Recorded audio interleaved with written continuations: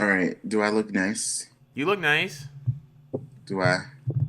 Is the brightness? Gotta make sure that I mean, I'm light skinned, but that doesn't mean I can't. I don't want people to see me. I gotta turn the ring light a certain way so that it's like shining like bright. Shining pine your face. It's, you know. All right. Live from Brooklyn, New York. Come on, whoa. You're listening to the Culture 316 podcast. What's going on, everybody? This is Jay the Creative. Y'all know who I am. I'm tired. And welcome to episode 21, season 2 of the Culture 316 podcast. We want to thank all of our viewership and support coming from everywhere, whether that be YouTube, Facebook, Apple, Spotify, Google Playlist, iHeartRadio, all that stuff. Thank you guys so much for tuning in and continuing to support us. Obviously, it's been a really difficult week in pro wrestling. WWE had a slew of releases this past week. But you know, we're gonna keep going. We're gonna keep doing this podcast because it's an essential podcast. So we're gonna go right into. Please stop. It's an essential podcast. So we're gonna go right into the first topic. Do you want me to do it, or do you want to take it? I can do it. All right, let's do it. Really, the first topic, we're just gonna give a brief kind of mention to kind of Black Wednesday, as what people are calling it, or Bloody Wednesday, or whatever people are calling it. Basically, WWE fired a bunch of different talents for various reasons, which we will not get into on the show. You can go to any other podcast, literally, and hear them discuss their reasons for everything. But you know, it sucks because there are quite a few people there who either could have been fantastic or maybe weren't used in the way that we all wanted them to be used, Right. or or in Mike Chioda's case, were there for 30 years, so it sucks about a lot of situations. A lot of them kind of made videos describing how they felt, and you know Drake Maverick was one who did a video which was very, very sad. And, he kind of really just kind of aired his heart out on camera and kind of cried about, just loving his experience and, really not really being able to say goodbye to his friends that he made over his past, what was it, 3 years that he's been in the WWE? Yeah, 3 years, I think so. So, it sucks, man. Like, it sucks for a lot of those guys who won't be able to say goodbye to their friends. Like, for them, it's not like they have a desk or something that they can just go back and grab their stuff from. Like, it's a wrap, it's just over. So, it really is crazy for like guys like Anderson and Gallows who just signed mega 5-year deals and were just let go, It definitely sucks. It's really, really, really sad. But, and not only that, but then you have a bunch of other people from back when the Rona first started getting, big or whatever. Independent wrestling, like the indie scene, is just not happening right now. It doesn't exist. The indie scene doesn't exist. AEW. I'm sure that they really can't. I don't want to say that they can't afford because I'm not in their checkbooks or nothing. But like AEW, I'm sure is not really in the position to take all of these talents and just sign them on. The cons may be billionaires, but that doesn't mean that, hey, I'm just going to sign this, and that person. Everybody's losing money right now because there's no live shows happening. Merch isn't really selling as well as it should be. It's just, there's nothing really happening the way that it's supposed to be. Right. So it sucks, especially for guys like, Zack Ryder, who's been there for 15 years, and Kurt Hawkins, who came back in 2016 and, had a good thing going for him last year with the losing streak. And, Fit Finley, who cannot forget to mention him. He was super important when it came to the girls. You will not look at one post about him and say anything negative. He was super important to women's wrestling. Hurricane. Now, what I did hear is that all of the producers are furloughed. Right. With the intent that once house shows come back, with once live shows come back, that they will be back. Which, I mean, in that case, makes sense because, somebody like Fit is really important to the girls. Absolutely. And you need somebody like Fit to really like be that voice for the women's wrestling community in the company as well as outside of the company. Sure, if it wasn't for Fit, we really wouldn't be getting, like the main event of WrestleMania probably wouldn't have really like gone forth the main event of WrestleMania last year if it wasn't for Fit's input. And of course, not giving all the credit to a man or whatever, but like Fit definitely had huge input in the women's division.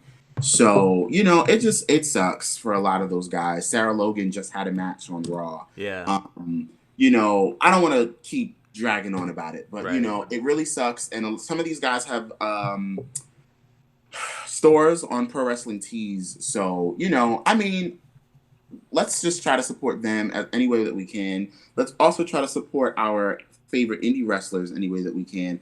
I just ordered a Faye Jackson Milkshake Brings All the Boys to the Yard shirt, and it looks like a mixtape cover.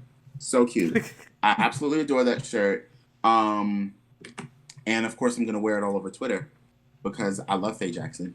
But there we go. What are your thoughts on pretty much Bloody Wednesday? Bloody Wednesday was as advertised. It was Bloody Wednesday. Obviously, when you have a bunch of great people who are just good people and people that are good at what they do, it sucks to see them be let go of. It sucks to see them not, in a job. I can't really speak for AEW or Ring of Honor. Apparently, Ring of Honor is paying all their talent through this coronavirus.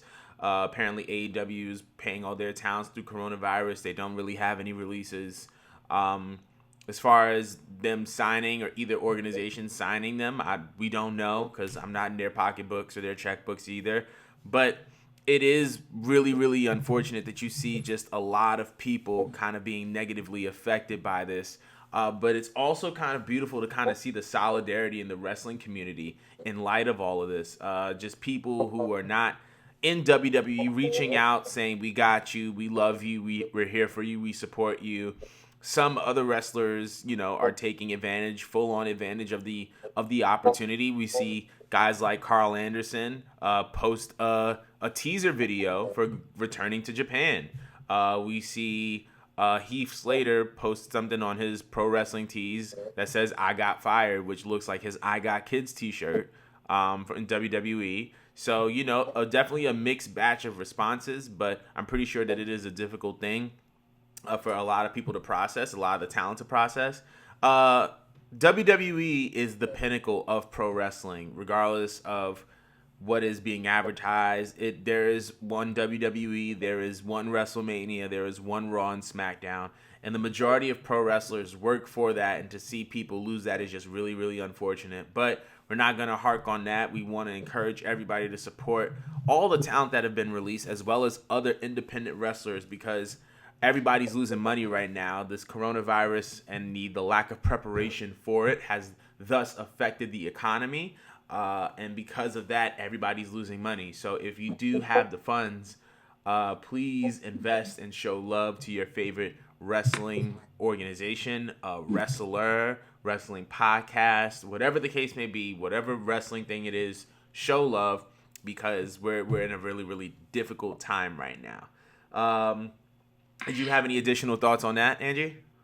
No, but if any of you guys have any thoughts on, pretty much Bloody Wednesday as a whole, you guys can definitely comment down below. Like, share, and subscribe, all that good stuff. Now, I'm going to throw a little wrench into our thing real quick, because we don't have to talk about this. It's pretty much been addressed. But I would like to address this. So, yesterday, a little video was going around. Two little white people in their little bathroom talking about some niggers. Now I can say it because I'm black. Right, yeah, me too. So, these two white folks had the mug audacity to, do a little TikTok for comedy, for some laughs, for some. Okay. Well, I guess all of black people are laughing now. The male in the video was not allegedly, was shown to be a wrestler named Jay Hunter, who wrestled in Atlanta at AR Fox's wrestling school. He was in that video, and of course, like I just said, he's a wrestler. Well, within hours, he was expelled from his wrestling school, and his membership was cut, and he's not getting his money back. Period. Also, he's not graduating high school either. He's not. Well, I mean, and shout out to all the babies who not graduating high school this year. I feel so bad for y'all. Like, that's a fact. If like I don't know what I would have done if I couldn't have graduated. So shout out to y'all who can't graduate. Like, y'all definitely got to do something. Like some kind of, y'all got to go all out. When outside open back up, y'all got to have a party. Y'all got to have some type of graduation, or 2021 graduation. Got to invite y'all back and do a whole ceremony. But whatever. He's not graduating high school along with his racist ass girlfriend. And he's been blackballed from the wrestling industry. As he should. Now, ain't it funny how God works? You see how God be working? God be working. Moving in mysterious ways. God said, I'm sorry. So then what ended up happening was the girl, I just seen this on Facebook. The girl who posted the video, just seen it. At first, she wrote on her IG or something talking about you think this is a problem for me? My dad can pay for this whole thing to go away. Oh, really, bitch? Oh, really? That is why. Then she comments again, I think on her Instagram, and goes, I'm so sorry. My boyfriend pushed his racism on me. And that's why I said what I said. I believe blacks are human too. Blacks. Girl, this is not 1975. She might as well just have said colors. She might as well have said colored folk. She might as well have said Negroes. She might as well have said niggers, okay? Niggers are human too. She might as well have said that. Like, here's the thing, right? So I feel like the fact that all the institutions that were attached to these parties acted within 24 hours, shout out 24, to them. They acted within 5. Yeah, they were, within business hours. Within business hours, they responded and dealt with them as they should have been dealt with. So shout outs to those institutions. That's one. Number 2 is 2020. This idea, regardless of it being a pandemic or not, this idea that you can just go on the internet and say whatever you want, and that you think that it's okay to be disrespectful and it's okay to be racist. Like, that to me, and on top of that, the fact that she said that, like, she believed that her father was able to get it out of it, just goes to show you how prevalent privilege is in society today, because people really believe that their privilege or that their resources are going to be able to get them out of the fruits of their racist actions. So, and Jay Hunter, yeah, you're canceled, bro. Like, it's a wrap for you. It's slow guns. Like, it's already bad enough that wrestling organizations are not hired. You literally chose the worst time to be a racist, bro. He better pray that he don't see no black wrestler anytime in the future. Because they're not going to say nothing. It's not going to be no talking. It's not going to be no words. No words. It's just going to be straight boop, boop, boop. That's it. Listen. Xavier Woods is recovering from surgery, but he lives in Atlanta, so you can try that if you want. Listen, come correct or get corrected. All 2020. That's it. Come correct or get corrected. That's number 1. Number 2, what have I been saying since this year started? What have I been saying? Don't let this bird app get you smacked in 2020, but people be using the Talk app, the Clock app. Don't let social media get you smacked up. Social media is the quickest way to get yourself hurt. Social media is the quickest way to get yourself hurt. I'm going to say it again. Social media is the quickest way to get yourself hurt. That is the quickest way that you get smacked up, is if you're talking crazy on social media. That's all I have to say. Jay Hunter, if you ever see me in the streets, you better look the other way.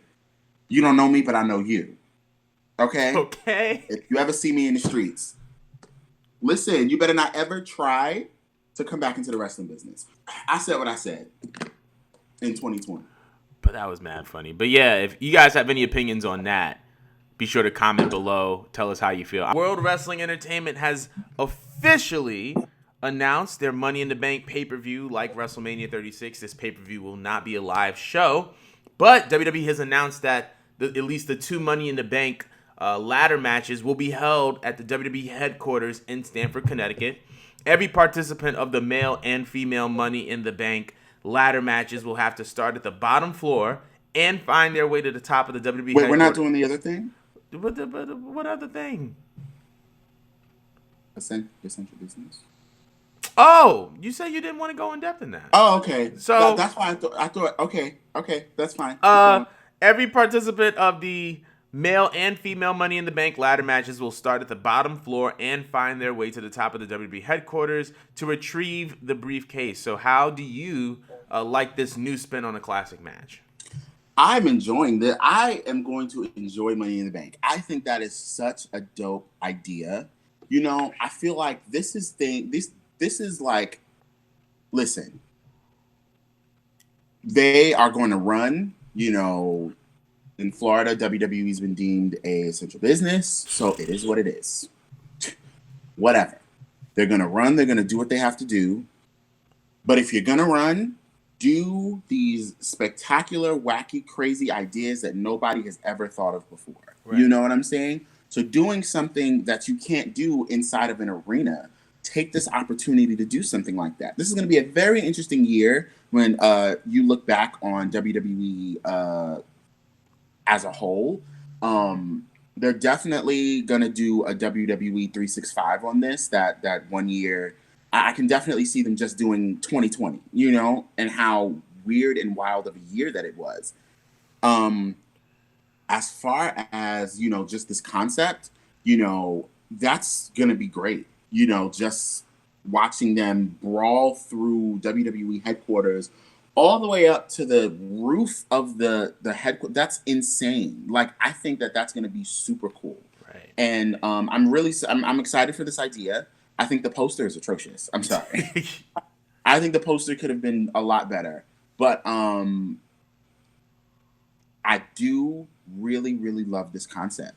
And it makes me kind of wish that this was Money in the Bank every year. Yeah. But you can't do that inside of an arena, right. You know? So, because there was question on what they were going to hang the Money in the Bank briefcase from.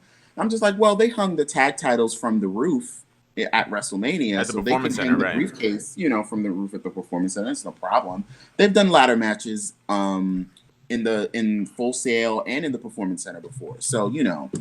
But I definitely think that the way that this is going to be set up, it's going to be awesome. Like, I'm excited for it. I think that depending on the people they have in the match, this is going to be really cool. I don't know if they've already taped it.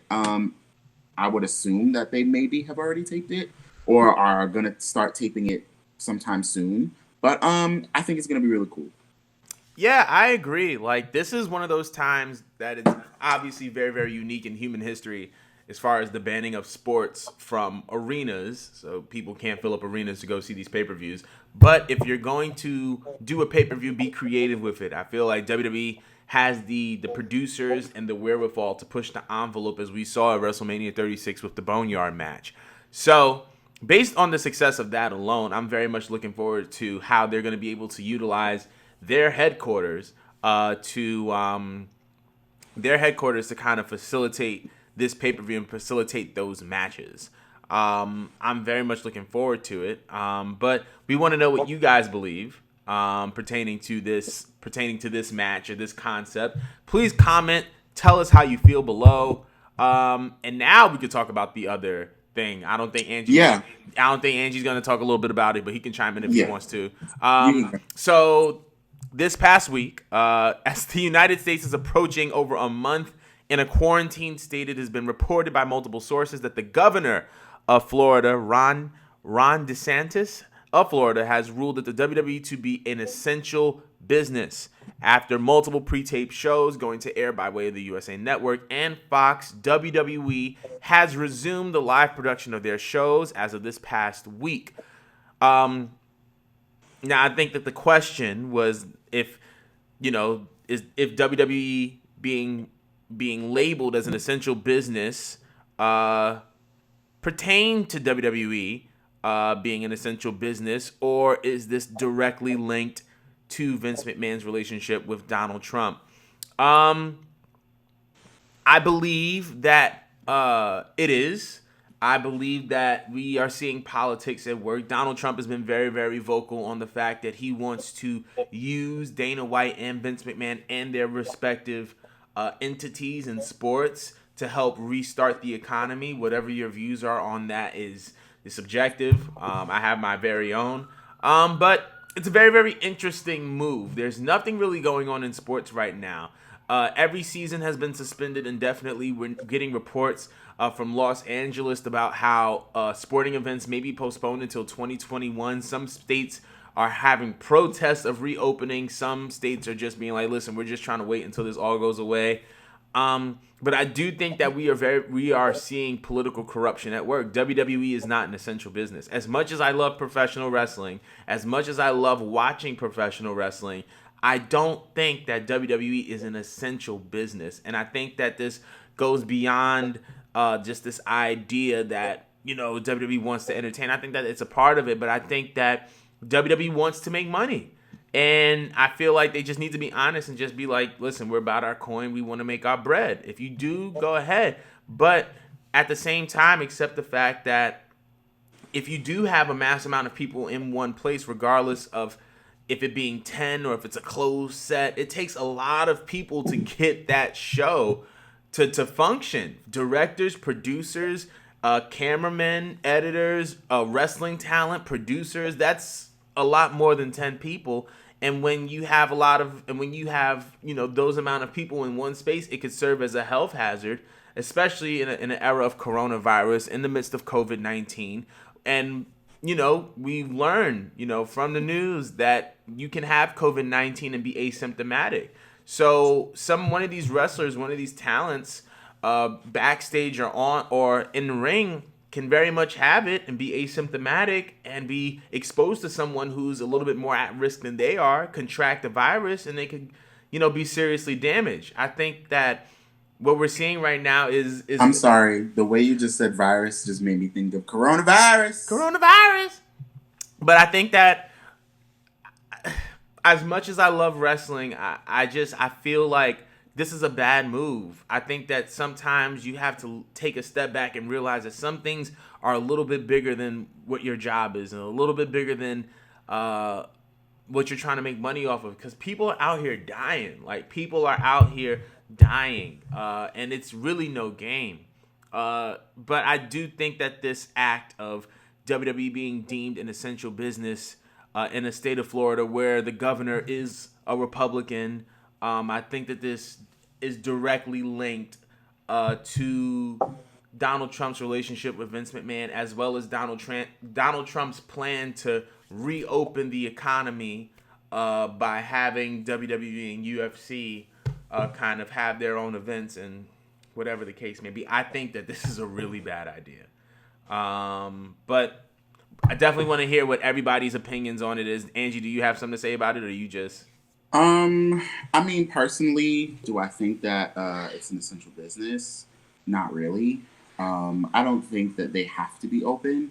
I get that there are reasons that were explained, that they don't want to do live show. They don't want to do tape shows, or at the time they didn't want to do tape shows because they thought that that could keep the television networks from holding money from them, which I would understand. But at the same time, there is a level of safety and health that has to be pertained with this virus.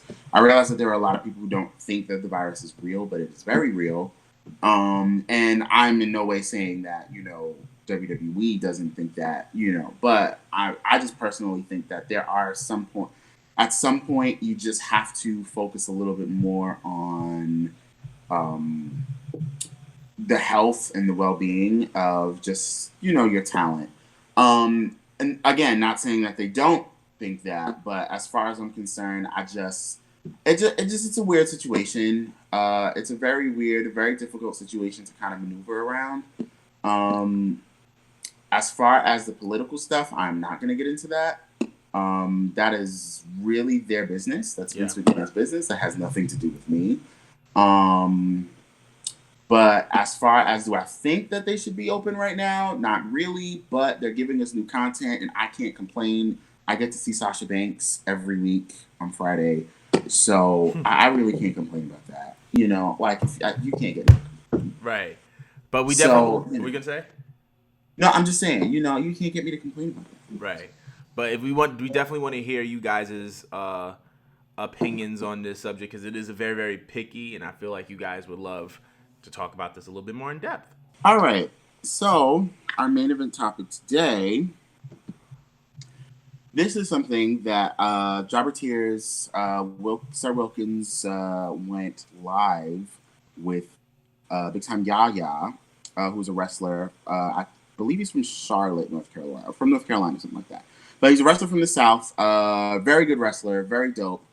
And they did basically a show that was like, here, what are your top 5 live moments and top 5 moments that you've ever seen on television and why? So I would totally love to do that with you. This is going to take up a lot of time. I already know that. But my computer's charging. It's plugged in. I'm sure your computer's plugged in. Absolutely. So, yeah. So basically it's very self-explanatory. It's just going to be, you know, we're going to start from 5. We're going to alternate. We're going to go down to 1. And that's it. So we're going to start with your top 5 moment that you've ever seen on television. Okay. So I'll start with the number 5 moment, which is Raw Homecoming in 2006, I believe it was. So for those of you who are not aware, WWE Raw has not been consistently on the USA Network. Before it was on USA, it was on the Spike Network, which was formerly known as the TNN or something like that. And before that, it was USA. But they came back to USA in 2006. And their opening segment was Stone Cold stunning the entire McMahon family. It was just a really, really fun segment. It was the first 15 minutes of the show. And like Stone Cold literally stunned everybody. But it was like Mr. McMahon cut a promo, stunned him. Shane got stunned. Stephanie got stunned. Linda got stunned. Like everybody got stunned. But it was like, it wasn't like super repetitive because those promos gave breaks. So I just thought that was a really good moment on TV. It was entertaining. It was fun. It was exciting. And Stone Cold looked great then as he does now. All right. So that was on TV, right? That was on TV. Yeah. Number 5 on All right. TV. So my number 5 moment that I've ever seen on television, I would definitely say it has to be actually perfect. My number 5 moment that I've ever seen on television would be John Cena and Brock Lesnar at SummerSlam in 2014. That squash match. That match was brutal squash. Yeah. What was it, like 16 German suplexes? 16 14. Suplexes, period. Yeah. 14? I think it was 14. Something like that. Yeah.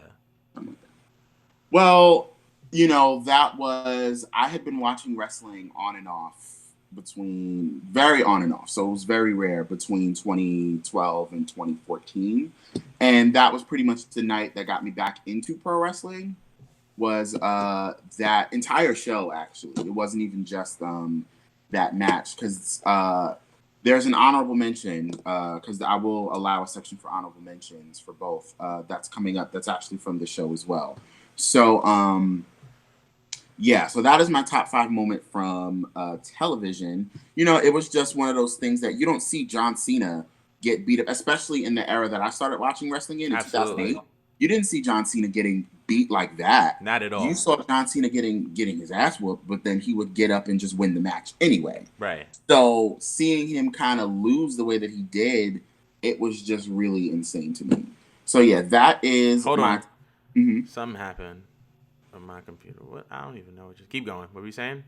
Okay, yeah. So that's my top 5 moment that I've ever seen on TV. So What is your top 5 moment that you've ever seen live? Okay. Hold on. What is going on my freaking computer? Hold on, bro.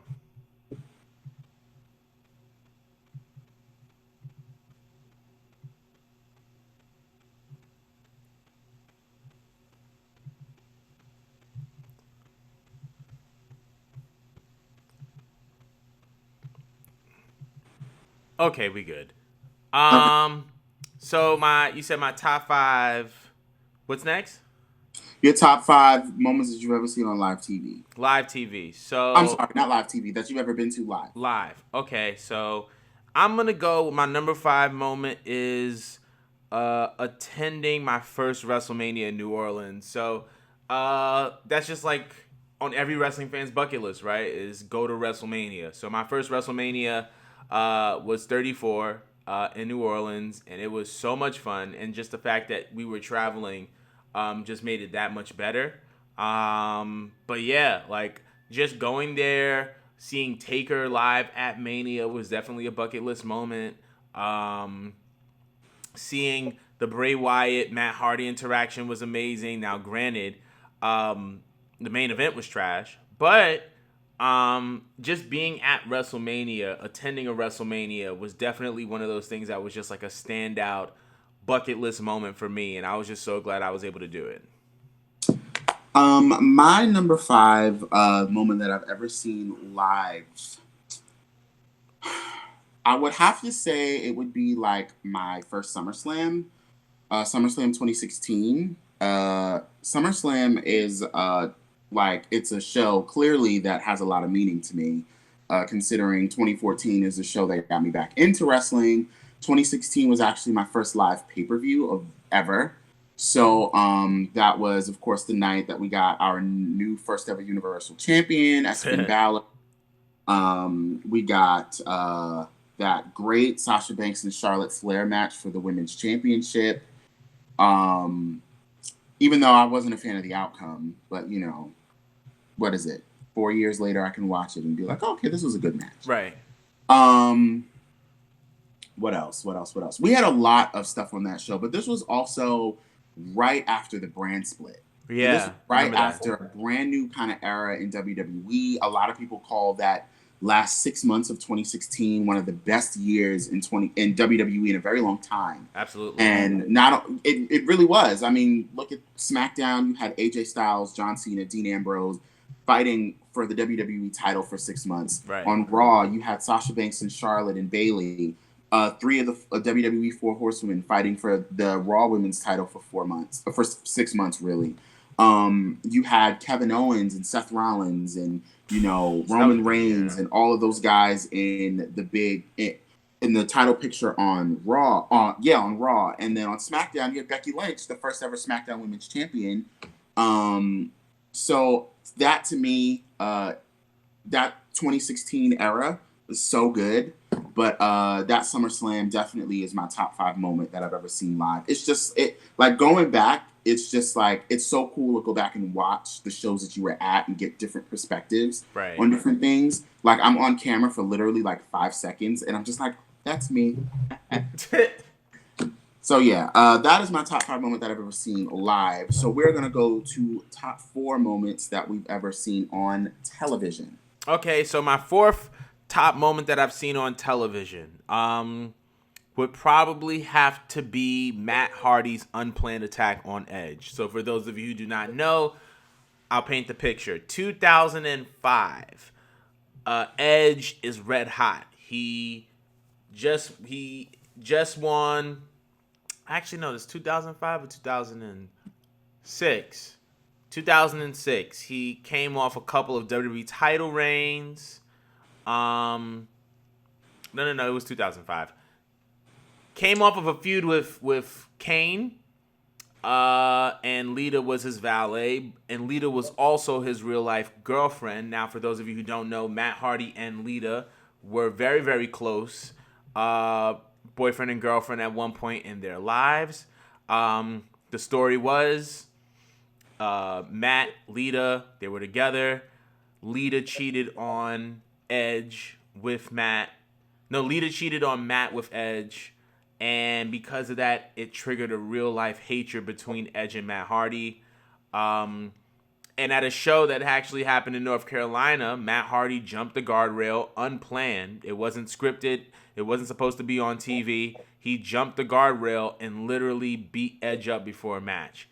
And security had to take Matt away. Also, this is at a time when Matt Hardy was listed as released from WWE. Wait, this really happened? This is real life. He jumped the guardrail and beat him up. And this is when Matt Hardy was not a WWE employee. As soon as he jumped the guardrail, announcers didn't even mention the fact that it was Matt. People just knew that it was Matt. But he was then reinstated. I gotta find this. I'm gonna send it to you. Please. But he was then reinstated, and which triggered a feud between Matt and Edge for the duration of 2005. That was also the same year that Edge won the Money in the Bank contract at WrestleMania 21. Edge the following year would win at New Year's Resolution and beat John Cena for that WWE Championship. But yeah, that was just one of those TV moments that made Raw so exciting because Raw was live. It was on at 9 o'clock. It was TV 14 era. You never knew what you were going to get. And that was one of those moments that I would never forget as a kid because it was Matt freaking Hardy jumping a guardrail to beat Edge. And this wasn't in social media era. It was just like, what happened to Matt? And then next thing is like, oh, Edge is with Lita, but what happened to Matt? And then months later, Matt comes out of nowhere and just beats the living tar out of Edge, and it was great. Wow. Listen, y'all, I started watching in 2008. There's a lot of stuff that I still don't know. Okay. Top 4 that I've ever seen on TV.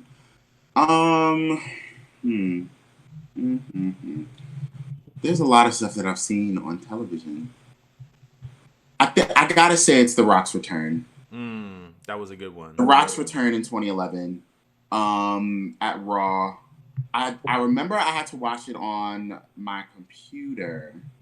I don't remember why I had to watch it on my computer. I don't know if I was in trouble or if I couldn't watch Raw because it was a school night or something like that. I don't remember.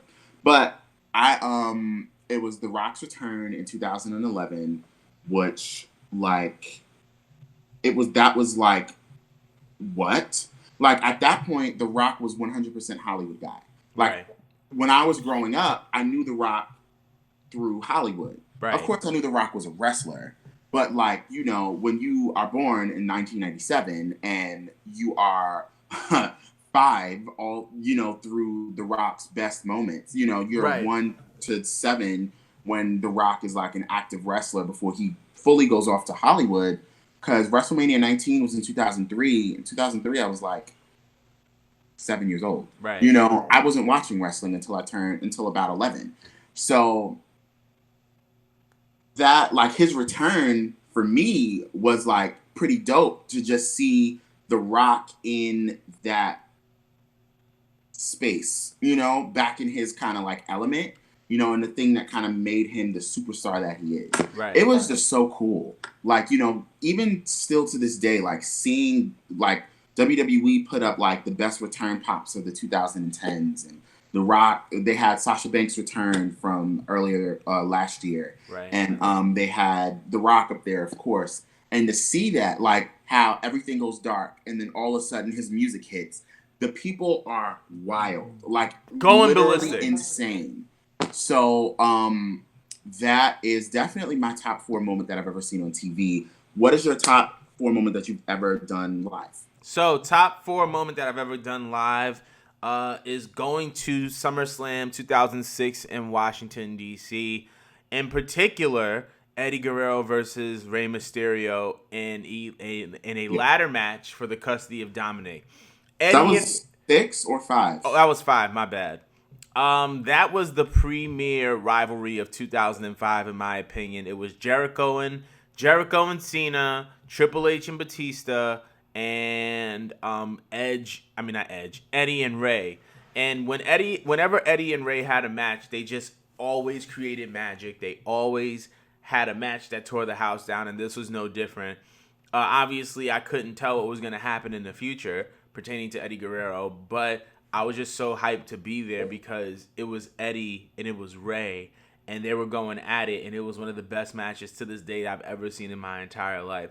And that card in general was just a really stacked card. You had Eddie and Ray. I believe you had John Cena and Chris Jericho. I also believe you had Batista and JBL because that was right after the brand split. It was Shawn Michaels versus, I'm not going to mention his name, but Ooh. Thou uh, who shall not be mentioned. who shall not be mentioned. But Shawn, being the GOAT that he is, oversold everything that his opponent did to make him look like an idiot. But yeah, SummerSlam '05 was definitely my fourth favorite live Terry? moment. Huh? Yeah, Terry. Oh, because I'm like, I thought we were speaking of the other person who shall not be named. No. I was talking about Terry. Oh, okay. So this is live, right? Yeah, live. My gosh, I just had it on my head and then I forgot. Top 4 moment live. Oh, you kidding me? The Hardy Boys return at WrestleMania in Orlando. Right. Oh, that was a good one. Are you kidding me? If that building was like the Superdome where it was like inside, the hard cam would have been shaking. Like that's how insane that was. Like the return was insane. Like the videos don't do it justice. Like you had to have been there to really experience how loud it was. Right. So leading up to WrestleMania in Orlando, I was reading dirt sheets and, because at that point, when you are, really into the wrestling business, like you start to read dirt sheets. Everybody has. Shut up. And you read the dirt sheets and you see how like, oh, well, the Hardy Boys may return. And, I was really big into Slice Wrestling at the time. And he said, Hardy Boys are scheduled to return at Raw or at WrestleMania or something like that. And I was just like, ooh, I think the Hardy Boys are returning. And I was one of those guys who, like, for sure thought that WWE would never pick them back up. Right. After, their prior issues that Jeff had, prior issues that Matt had. I, for sure, was one of those that were like, yeah, WWE's never going to rehire them. And I have a friend, she was like, she loves Jeff Hardy. She was like, no, he's coming back to WWE, blah, blah, blah, whatever. And I was like, it's not happening, girl. He's not coming back. Right. Well, long story short, that night, he actually, of course, the Hardy Boys made their return and shocked the hell out of me. But I wasn't shocked for real because I had a feeling that they would be coming back because I had read the dirt sheets. And it was insane. Like, that night will be forever, like, in history as one of the loudest return pops of all time. Just the way that the crowd just lost their mind. Like, and it wasn't even like they were screaming for like, because you know how some pops will be like that initial scream for 10 seconds and then it's just like, okay, cool, everybody's sitting in the seat. It just kept going. This was a pop, whereas in the entire stadium, because, arenas are 20,000 people.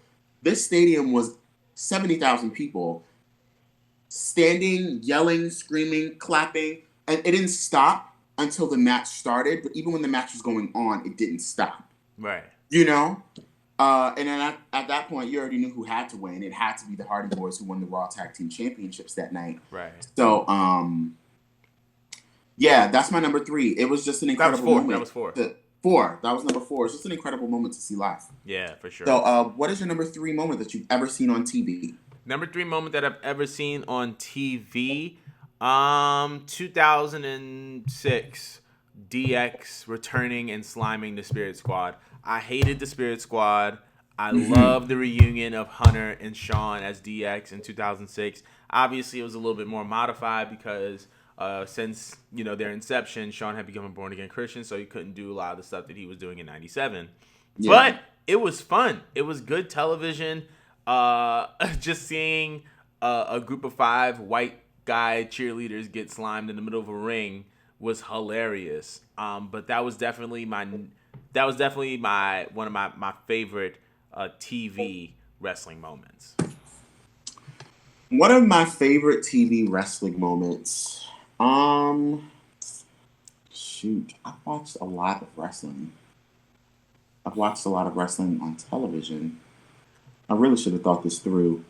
Honestly, I really didn't even think about it. My favorite TV wrestling moments.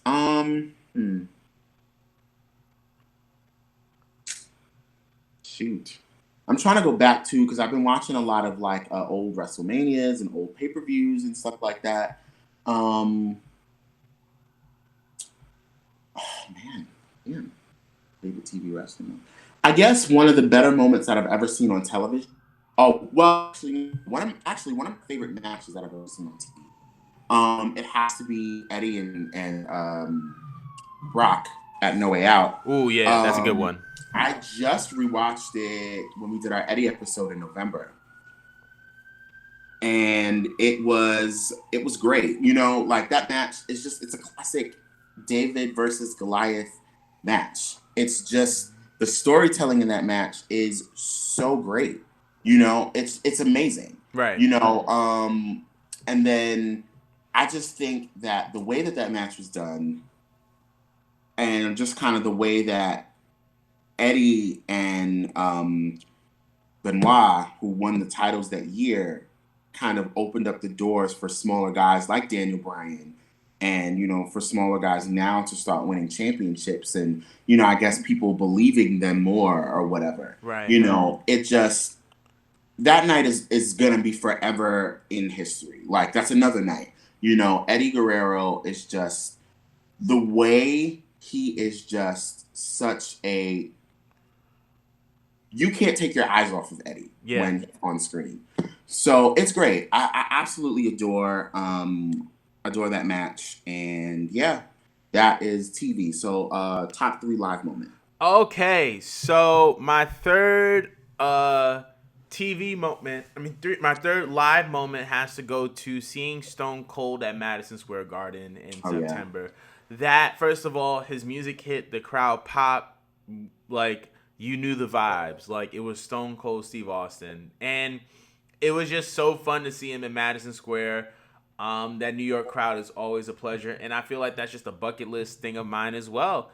Because that's kind of where the Stone Cold character took off in 97 when he stunned McMahon, was Madison Square Garden. So, like, to be able to be there at Madison Square Garden, to see Stone Cold Steve Austin stun AJ Styles, to see him have beer with all the guys, it was just a great moment and a great time. You know what I mean? But yeah, that's my third live moment. My third live moment is actually going to be the Hog No Limit show. It was actually my first indie show that I had ever went to. That's funny because that's my second live moment too. That's crazy. Yeah, it was my first indie show that I ever went to. Of course, it was the tribute show to Matt Travis, who passed away in November. But not only that, but on the card, there were so many great like the guys at House of Glory. To say that they're all incredible is like an understatement. It's the understatement of the century. I absolutely adore Leroy Green. That match was my favorite match of 2019. It was so cool. It was so fun. It's just something that you wouldn't see. And to have just low key and Leroy Green just sit in the middle of the ring and start playing, what was it?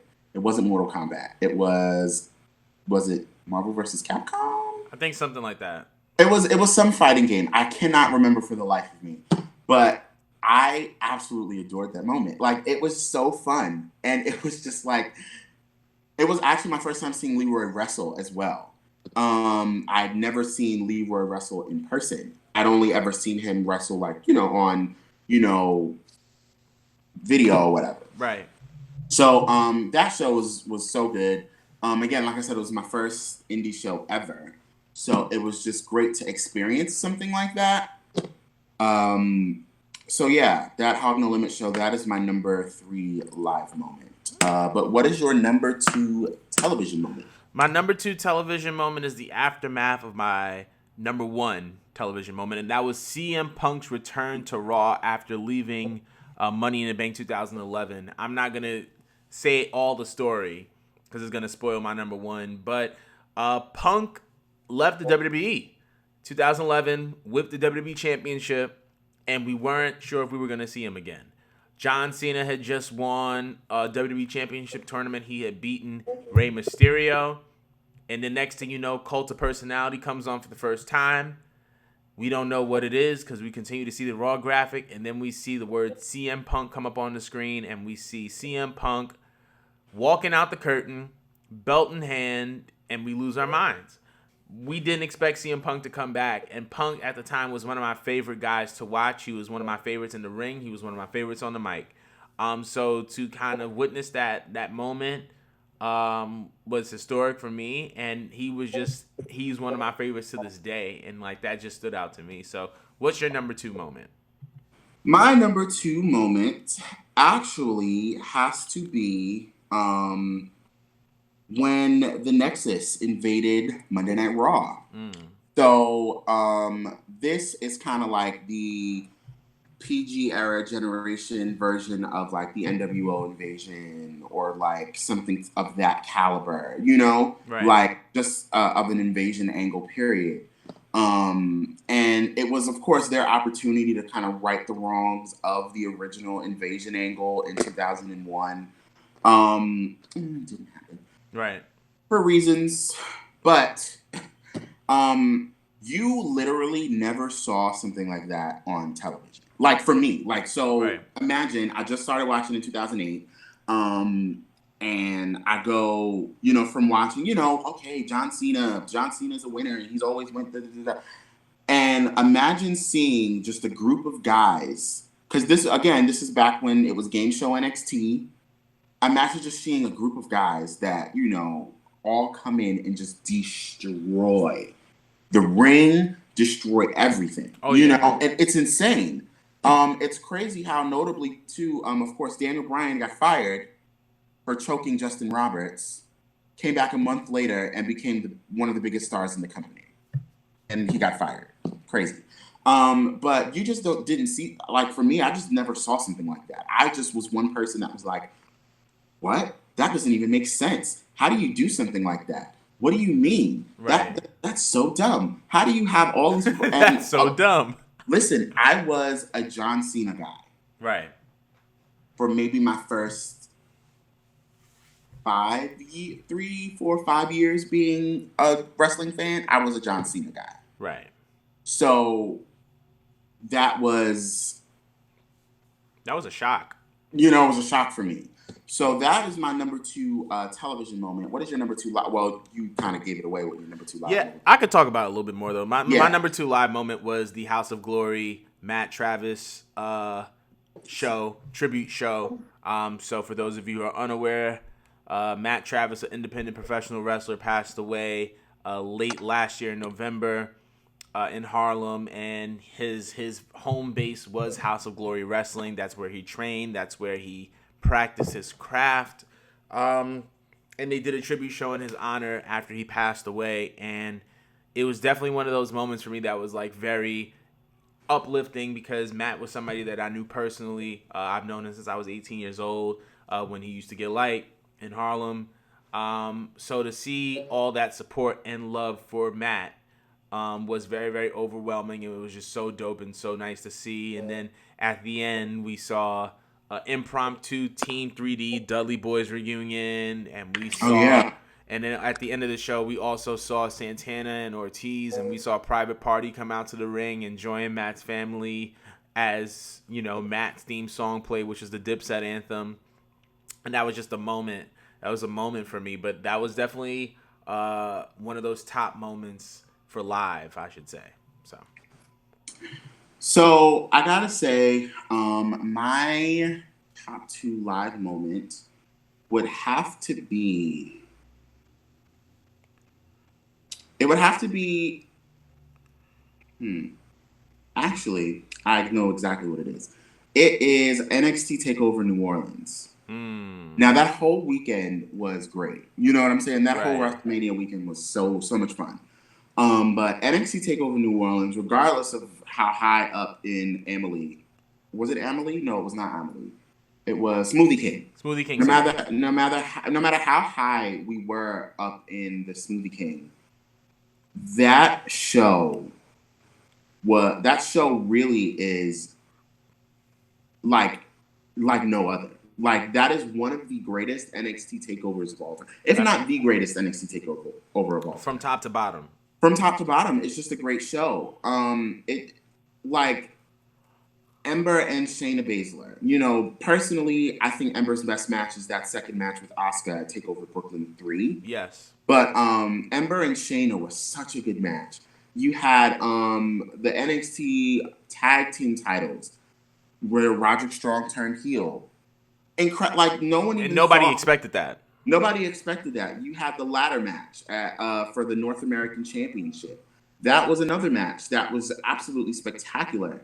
And then you had the main event, which was Johnny Gargano and Tommaso Ciampa, which that match had literally been like 6-7 months in the making. Right. Or 8 months. Actually, no, it was 8 months because Chicago. Ciampa turned on Johnny in June of 2017. Yeah. Went on the injury reserve and didn't really return until that September. So that was about 9-10 months actually. Not September. He didn't return until January. I'm sorry. Right. He didn't return until January after that fantastic match with Johnny and Andrade Cien Almas. Right.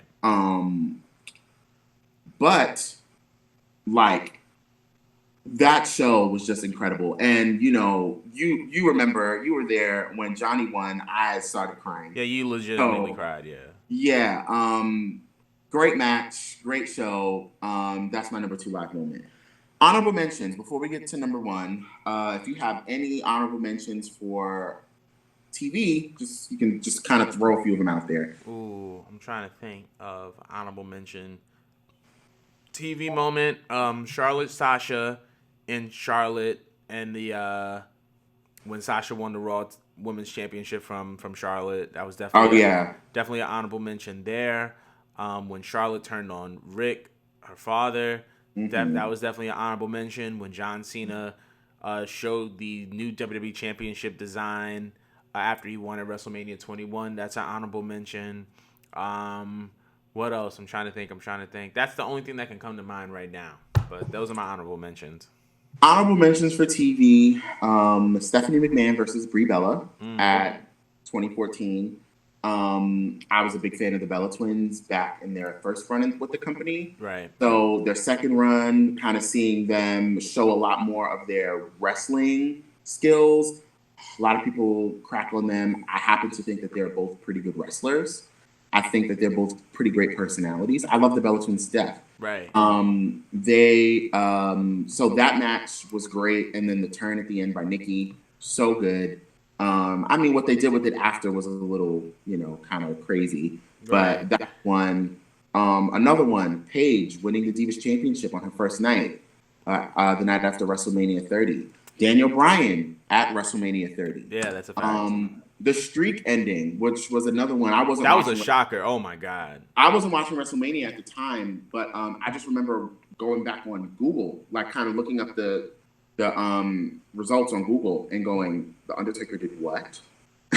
Because like I started watching wrestling, Undertaker's at 16-0, 17-0, 18-0, 19-0, whatever. You don't just end the Undertaker's streak like casually, what? Right? That doesn't happen. It just doesn't happen. It was just weird. It was just like, what, the 21-1? That doesn't even make sense. That doesn't even sound attractive. What else? Man. John Cena and The Rock at 29 or 30. The 28. Oh yeah, 28 or 29. The first one. Yeah. Their first one at 28. The one at 29 is not my. I don't even like WrestleMania 29. I actually hate that WrestleMania. Those are just a few TV honorable mentions. What about any live honorable mentions? I don't have any live. Actually, yes, I do. Definitely Takeover New Orleans, Takeover Brooklyn, SummerSlam 2018. Yeah, SummerSlam 2018. Those are like my live event honorable mentions for sure. Live event honorable mentions. Honorable mention: my first ever Monday Night Raw in 2010. I believe that was the Raw where John Cena revealed himself from being Juan Cena, the guy who was in the mask, fighting against the Nexus. I believe this is definitely after he got fired. This is coming up on that TLC pay per view with him versus Wade Barrett. Um, you had that. G1 Supercard was also really fun. It was my first New Japan show. That was going to the Garden. It was my first New Japan show, first Ring of Honor show. Parts of it weren't my favorite, but other parts I actually really enjoyed the show. Pretty good matches up and down the card. What else? What else? What else? Definitely, of course, my first WrestleMania 33 in Orlando. WrestleMania New Orleans. NXT TakeOver New York from last year. Another really fantastic NXT TakeOver show. But yeah, so let's get to those top television moments. I'm sorry, top moments that you've seen on TV. This is our number one pick. So my number one pick for TV has to go to the CM Punk pipe bomb. Definitely the most controversial wrestling promo of our generation, because from then everybody wanted to do a shoot on TV, and that wasn't common before 2011 or even during 2011. Work shoots were just not something that you would just do on TV, but I feel like that was kind of one of those things where CM Punk not only put the WWE management and upper kind of echelon on notice, he kind of put the wrestling fans on notice, because a lot of stuff that he said was very, very true. It was how he felt. I also believe that it kind of paved the way for this future generation of wrestling, because the first time I ever heard of New Japan Pro Wrestling was through that promo. The first time I ever heard through Ring of Honor was through that promo. So it's like, hold on, no, Jesus, but that was the first time I ever heard of those companies were through that promo. So it's like, and I'm pretty sure that I'm not the only person who was introduced to a whole new world of wrestling from that promo. And it kind of solidified Punk for me for being one of my favorites to watch in the WWE. So yeah, that's my number one TV moment. My number one TV moment, it is no stranger. I talk about this moment all the time. Of course, it is the match between Sasha Banks and Bayley at NXT TakeOver Brooklyn. Listen, that is a match that I can't say enough good things about. It's the match that makes me want to be it's the match that made me want to become a pro wrestler. Not because of, anything in particular. It's just that body of work, just that art. It's just like, I want a match like that. I want to create a match like that. Right. It's the match that really, I could watch that match at any point and just be like remotivated. I could watch that match at any point and just, fall in love once more. I know the match by heart. By heart. Like literally, like I can tell you spots of the match in order, because that match is so good and I've studied that match and I've watched it so many times, and there's so many things in that match, in that one match, that I want to incorporate in my entire pro wrestling arsenal, period. So that is my top television moment. It's such a good match, and it went on to be Match of the Year 2015 for NXT. I don't know if it was Match of the Year and anything else, but even if it wasn't, it should have been. That match is phenomenal. It's such a good match, and that match became the standard and still is the standard by which most, if not all, women's matches in WWE and in most American wrestling companies are held by. There are wrestlers now in the business who are in the business because of that match. And, I told Sasha Banks and Bayley this when I met them last year, and I will tell them this for the rest of my life. Thank you for that match. Period. There you go. All right.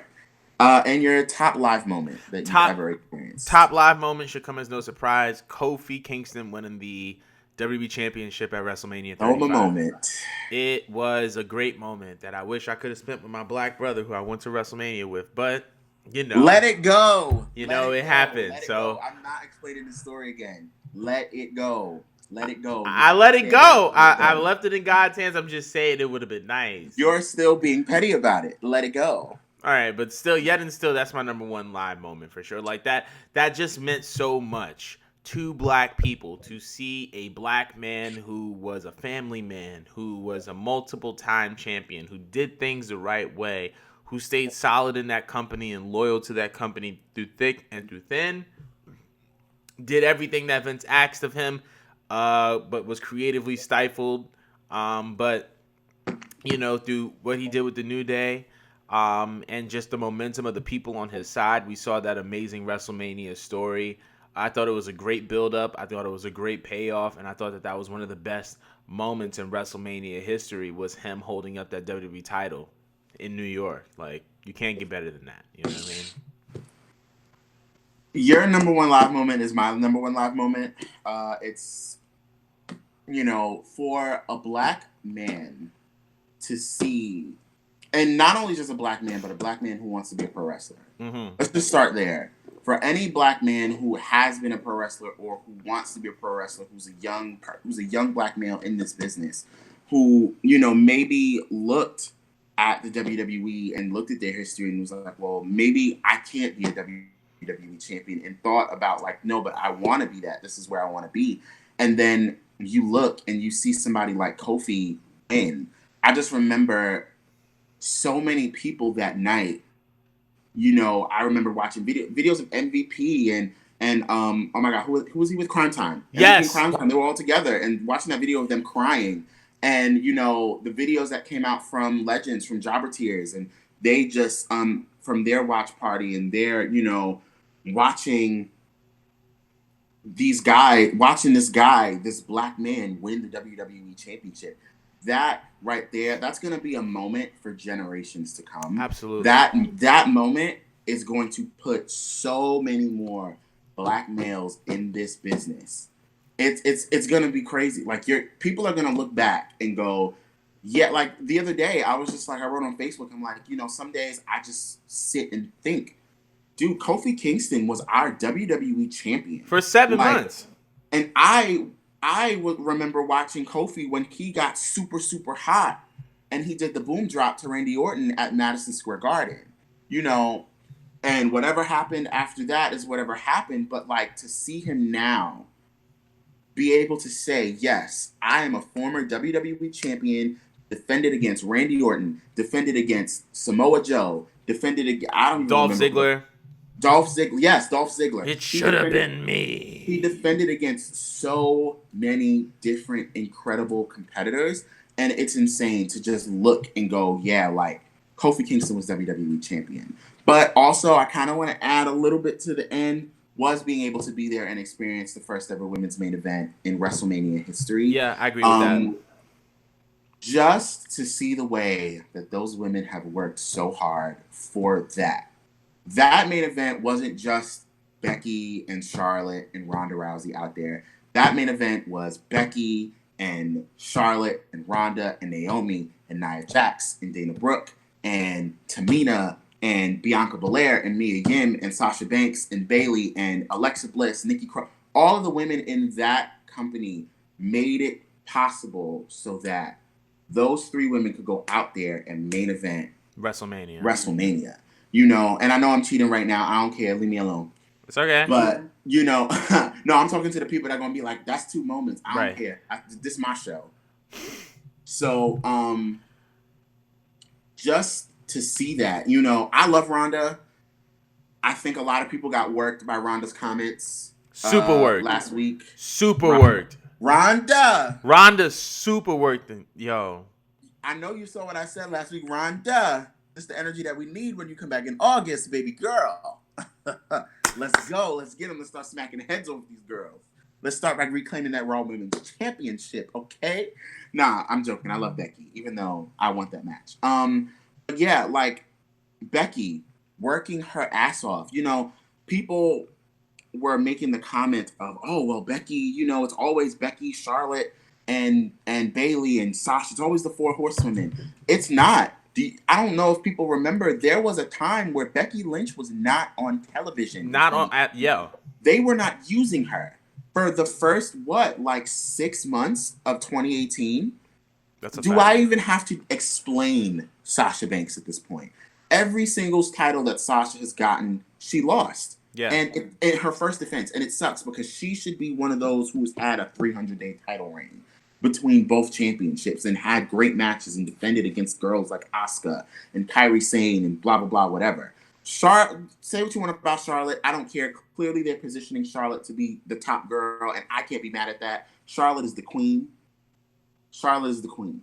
And Bailey, come on now. Do I have to explain Bailey as well? Bailey, this is your life. I said this on Twitter. I was like, that segment was designed to get one person over. And listen, I have love for Alexa Bliss. I think Alexa as a babyface, she has peaked. I love her as a babyface. This is her role. But, you know, it was designed to get Alexa Bliss over. And it wasn't designed to get Bailey over. That's and Bailey suffered in the long run. And Bailey never was able to recapture that magic that she had. I miss my wacky, wavy, inflatable arm flailing Bailey buddies. I miss them. But we have to deal with role model Bailey for now. I will deal with her. But I'm going to need her to grow that hair out, get some extensions, do something, put it in a ponytail. Because when Sasha turns on you, Bailey, I don't want to hear this. I don't want to hear this fake rock music. I want to hear the, there ain't no stopping us now. We celebrate on the floor. Because I'm going to mark out. Like, I'm going to pop for that.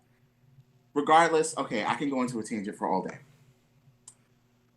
Those three women deserve that. And I couldn't be more proud of those three women. I can't say WrestleMania 35 as a whole was my top live moment because I got home at 4 o'clock in the morning. But yes, that is my top live moment of all time. Those two things. So we want to know what you guys' top moments are. So be sure to comment below. Let us know what your top TV and live moments are. Yeah, DM us, talk to us. We can't do nothing but talk to y'all at this point. Literally, we ain't doing nothing. We can't do nothing but talk to y'all. That's a fact. I have a new segment for everyone because you guys know that I just come up with new segments all day because I can't do nothing because I'm in this house. So, this new segment is hashtag what wrestling you watching? So, WWYW, what wrestling you watching?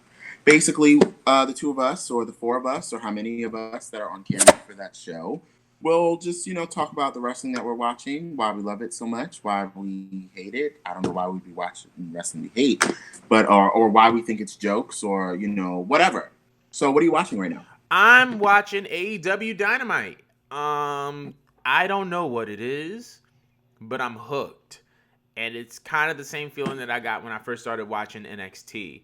But they're just doing a lot of different things.